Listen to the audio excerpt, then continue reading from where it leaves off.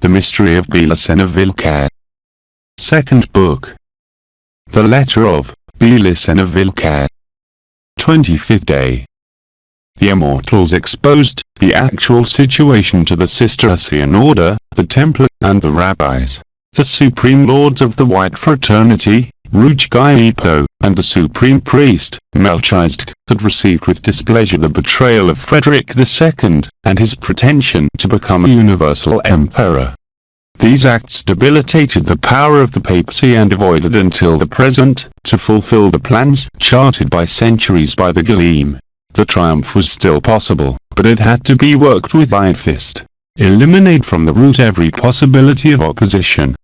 The crusade against the Cathars had been a success that was too late to avert the disastrous influence of the Grell.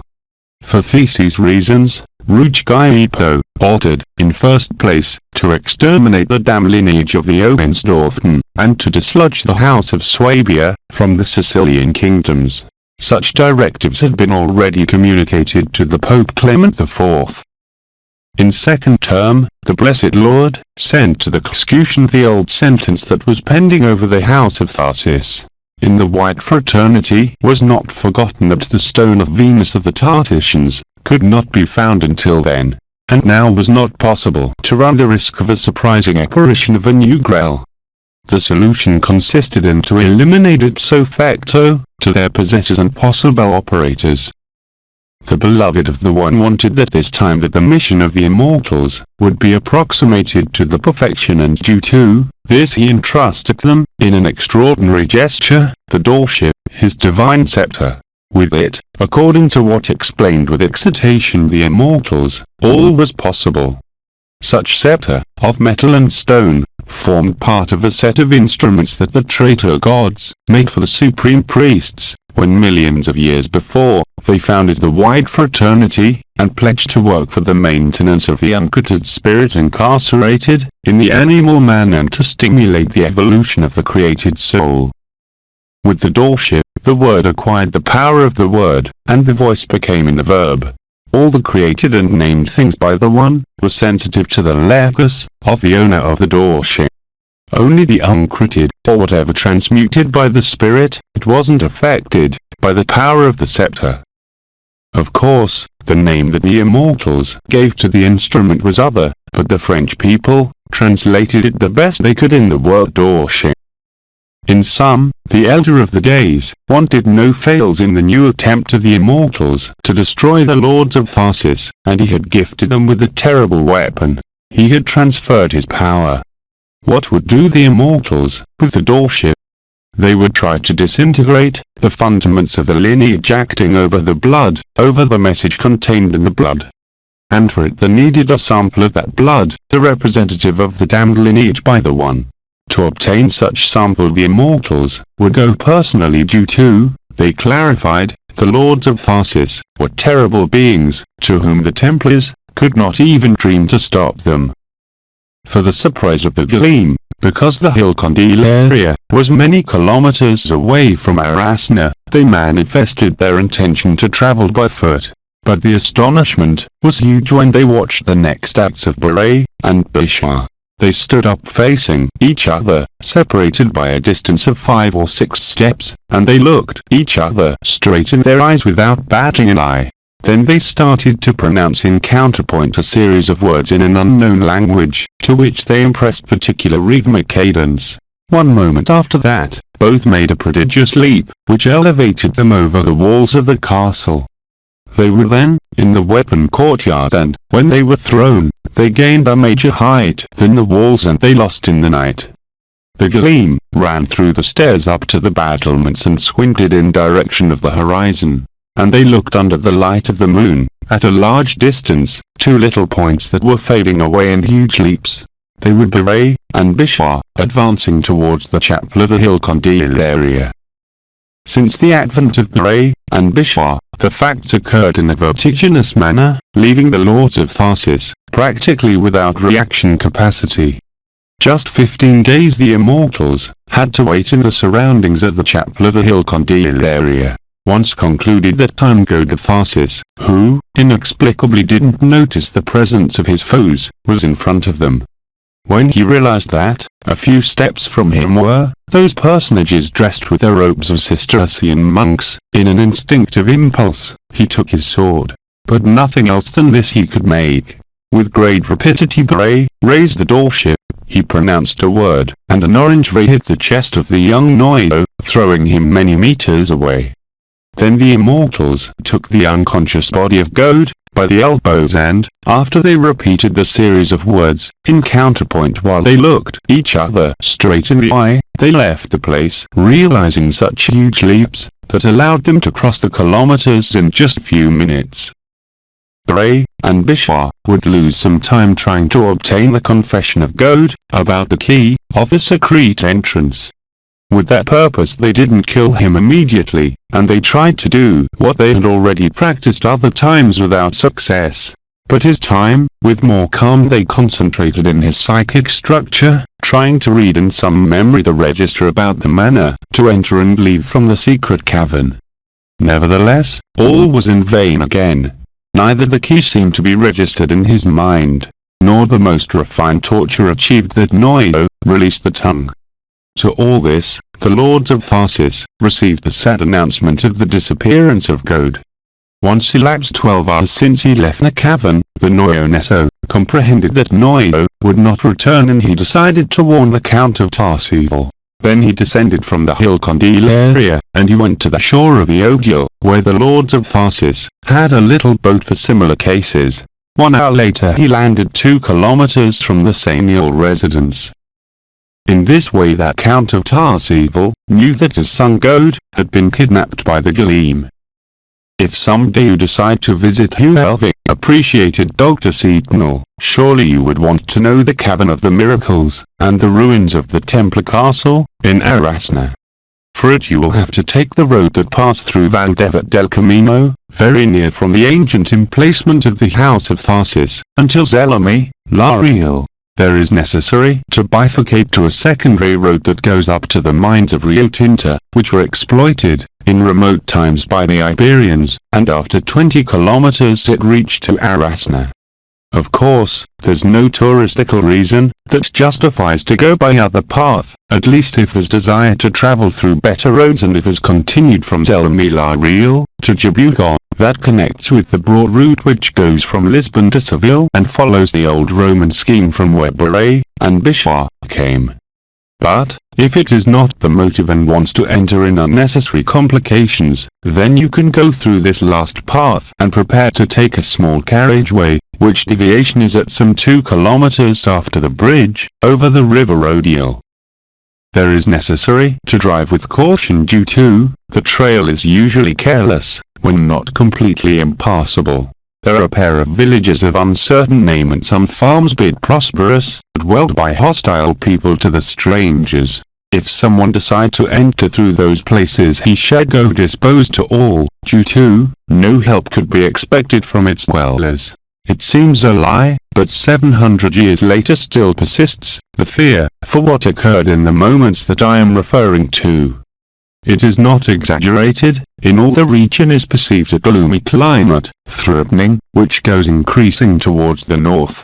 And the villagers, more and more hostile or frankly aggressive, they retain many familiar legends about what happened in the days of the House of Tharsis, although they take care well to not comment them with strangers. The fear lies in the possibility that the story could be repeated, in that the terrible punishment of those days could fall again over the country. For this reason it is convenient to not with them, and much less make any specific question about the past. That would be a suicide. After thrilled of terror the interrogated, undoubtedly, would mount in wrath and that would attract other villagers. And then, if he doesn't reach to escape at time, would be attacked by all, and would be lucky if he save his life. After roaming some 18 kilometers, very near to Arasna, is arrived to a tiny elevated valley, situated in the heart of the mountain range of Arasna. There exists a village which has to be crossed very fast, to avoid the blows of stones of the children or something worse. Is a population of the 15th century, and it not seems to have evolved much since then. The majority of the housings are made of stone, with the apertures masked with wood worked by axe, and roofs of uneven slates. and many of these housings are uninhabited, some of them totally destroyed, showing that an increasing decadence affects the village, and that only the tenacity of the ancient families have prevented its extinction. Its name, Alcatran, tar, was imposed in that age, and constitutes a kind of curse for the dwellers, who never achieved to change it by other due to the persistence that neighboring villages have. The origin of the name is at 2 kilometers ahead, near to the end of the valley, where a colorless cartel expresses in Latin and Spanish campus piscis, campo de la pez, tar pits. Logically, it is useless to search the tar pit, though because such denomination comes from the 13th century, when existed much tar in that field, at least something similar. From there the name of the near population of miners, who when they founded it in the 15th century, had to support the tenebrous name imposed by their neighbors, and they ended to accept it without resignation. But, from where had came the tar which distinguished the lost valley, within desert mountains? That pitch, that tar, Dr. Sentinel, is all what remained of the army that the Count of Tarseville raised to attack the castle of Arasna and rescue his son God. In such valley, in fact, the Count Odilon encamped with his troops that overpassed 1,000 effectives, 50 knights, 500 brave Almogavars, and 500 men of the village. More than sufficient to attack and raise the Templar castle which just counted of a garrison of 200 knights. Although the Templars had fame to fight 3 to 1, nothing could do against forces 5 times superior. All that was required to end with the Templar threat, and rescue God, if he was still alive, was to prevent that the castle could receive reinforcement, and for it would be fundamental to dominate the surprise factor. For this reason the Count Odilon decided to march towards Arasna, through a cornice path which only the lords of Tharsis knew, and that passed for that valley where they went to camp the nocturnal hours, to appear by surprise at the dawn. But, the dawn would never reach for these lords of Tharsis. At 11 o'clock in the evening, Bray and Bishwa began the satanic ritual. The Noyo was lying at the shore of an underground lake, still alive but fainted due to the received tortures and the multiple suffered mutilations. He had lost his hand and feet nails, the eyes, the ears, and the nose. And, as a last act of sadism and cruelty, they had cut his tongue as a prize to his fidelity to the House of Tharsis, and the White Atlanteans. Curiously they didn't apply torment as genital organs, perhaps, due to the devotion that those sodomite priests professed for the phallus. Even though the 49 candles of the 7 candelabrums illuminated a lot the cave of Odile, the aspect of the 7 personages that were present was glum and sinister. The abbot of Clairvaux, the great master of the temple, and the 2 Templar preceptors were involved in a taciturn funereal air. Their stillness was such absolute that they would have passed as stone statues, if it were not due to the malignant brightness of their eyes revealed latent life. But, who would really infuse terror in any unwarned person that would have the opportunity to witness the scene, with the immortals Bray and Bishwa? They were dressed with linen tunics, now hideously stained with the blood of the Noyo, and they were wearing pectorals of gold studded in 12 rows of stones of different sort. But what would impress the witness would not be the clothings, but the fury of their faces, the hate that sprouted from them and which was propagated in the environment as immortal radiation. But it mustn't has to be thought that the hate contracted or twitched the faces of the immortals. On the contrary, hate was natural in them. It could not be distinguished, in the countenances of Beret and Bishwa, a single gesture that would indicate by itself the tremendous and inextinguishable hate that they felt for the uncuttered spirit, and to all what opposed to the plans of the one, due to their own were, entire, complete in their expression the countenances of hate. A hate that now would charge their sacrificial victims, the offering that Jehovah Satan was claiming. The ritual, if it is judged by the acts of Beret and Bishwa, was rather simple. But if considered the catastrophic effects produced in the House of Tharsis, it would be necessary to agree that such acts were the end of deep and complex causes, the unknown manifestation of Rouge de Gaipo. In this way was developed the ritual. while Beret was sustaining the doorship with the left hand, and the arm outstretched to the level of the eyes. Bishwa lifted the head of the Noyo, taking a handful of hair with the right hand and placing a silver knife on his ear with the left one. Disposed in this way, the scene of the ritual, the head of Godophasis, was suspended some few centimeters from the water mirror. Then, a simultaneous action, evidently prearranged. Beret pronounced a word and Bishwa beheaded the Noyo with one skillful slew in the throat. Really, the extreme of the knife had been supported in the left ear of the Noyo, and, when Beret pronounced the word, he uttered a perfect curve that sectioned the throat and concluded in the right ear. Literally, the Noyo was beheaded. From ear to ear, the blood gushed, and then it fell mixing with the water while Beret continued reciting other words without moving the doorship. Little by little occurred the first miracle. The water, that was barely staining with the blood, started to become red, and to spread out, until the whole lake seemed to be an immense clot. In that moment, a reddish luminosity was emerged from the water in form of steam, an intense resplendence, similar to the one that an incandescent oven would emit. When all the water was converted in blood, that's to say, when not a single gout fell anymore from the sanguine corpse of Godophasis, Beret put down the doorship and signalized to the lake, while he released a lurid scream. Then the color of the lake turned from red to black and its substance was transformed in a kind of pitch or dark tar, and they concluded the ritual.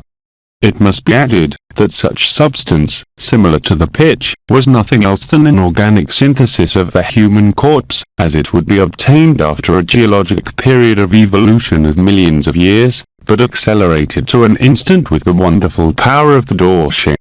Such black pitch was, then, the essence of the physical death, the last extreme of what has been the life and which is potentially written in the message of the blood. But, the blood is unique of each lineage. Because, the consequence seeked by the black magic of the immortals consisted in the propagation of the transmutation to the rest members of the lineage, to those who participated at the damned blood, it means, to the lords of Tharsis.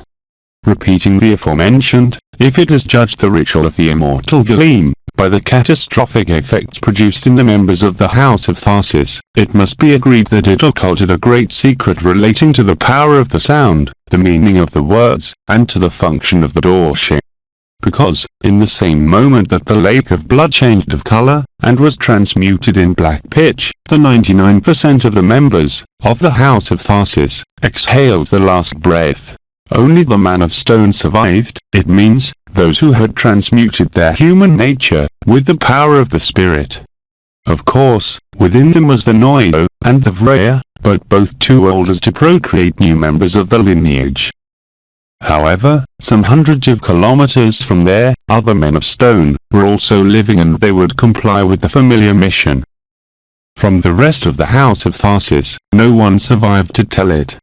The Almodovar sentinels, who guarded the bivouac of the Count of Tarsival, started to worry when they perceived the buzz. They could not say when it began, but the truth is that it had been increasing and now filled the whole valley. Nevertheless, when it turned audible, the root warriors believed to recognize, extraordinarily, such sound was the exact tone, the oscillating sound of a swarm of bees, but amplified tremendously by some unknown and frightful cause. But the buzz, even being surprisingly abnormal, and of gained intensity able to produce days, soon was forgotten. The sentinels, in fact, warned that something severe would happen, due to a terrifying scream broke the continuity of such impressive vibration. But, such scream didn't come from out, but from inside of the bivouac, and did not consist of in one, but a multitude of laments that had coincided in one instant. The instant when the water of the underground lake was transmuted in the blood of the lords of Tharsis. Then all the members of the lineage experienced a scorching heat 1,000 times more powerful than the warm fire of the animal passion, and they screamed with one voice. But no one would reach to help them, due to minutes later, he had to die, in same moment in which the water of the lake turned in black pitch. In a few minutes, the buzz ceased completely and a sepulchral silence seized from the valley. and the madness began for the scar's 200 survivors, from the army of the Count of Tarseville. All of them are Almogavirs, native from the region of Braga, that's to say, of Celtic race. At the beginning the terror had paralyzed them, but those fearsome warriors were not susceptible to run in any circumstance. The dawn, instead, surprised them deliberating grouped in the middle of the encampment. According to the customs, in the absence of the lords or knights, they would choose an aedilid amongst them. That charge fell over a subject who was as brave in the war as simple-minded out of it. He was known as Lugo de Braga. This chief was as perplexed as the rest due to the sudden mortality, and, after a prolix inspection through all the tents and places where the warrior had died, was concluded that the cause of the evil was an unknown pestilence. The corpses, in fact, not presented at the moment any sign which could reveal what type of had caused the death, but what doubts existed that it was about a pestilence. Only a pestilence, according to the criterion of the age, was able to kill in that manner. Naturally, in the Middle Ages, the pestilence was feared as the worst enemy, a part of those that the lords signalized as such and had to be faced. The soldiers would have escaped then, but they could not abandon with impunity the presence of so many nobles, nor the Count of Tarseville, due to, they would be persecuted through all Spain. But they could neither move a corpse contaminated with pestilence. The correct, explained Lugo, was to overcome the fear and give Christian sepulture to all the dead. Therefore, dominating the fear, to the contagion, that they suffered, the brave Almogavirs aligned the 850 corpses that would descend to the Spalch. That had planned to excavate 3 kinds of tombs. A mass grave for the Almogavirs, other equal for the villagers, and individual tombs for the knights. They were dedicated to that work, and to make the crosses, and to rescue the convenient to return to the barracks, when someone discovered the liquefaction of the corpses, and released the first scream of terror. Pix piscis. Pix piscis. That's to say, the pitch. In a few seconds everyone ran to the corpses, and they realized that an incredible process of organic disintegration were reducing them to a black and viscous liquid, similar to the asphalt, but from which emerged a swifter juice similar to the black bleach. From there the identification with the pitch, made by a startled Almogavir. But such abrupt process of decomposition of a corpse, was much more than those superstitious minds could bear without relating it to the sorcery and the black magic.